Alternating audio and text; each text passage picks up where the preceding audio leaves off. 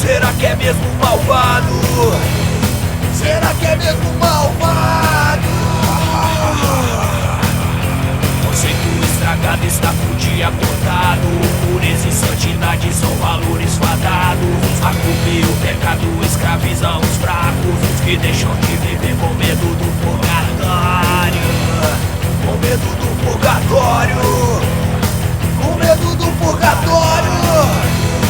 Com medo do purgatório. Ninguém vai me dizer o que é certo ou errado. Liberte-se do medo que te faz de otário. Ninguém vai me dizer o que é certo ou errado. Liberte-se do medo que te faz de otário.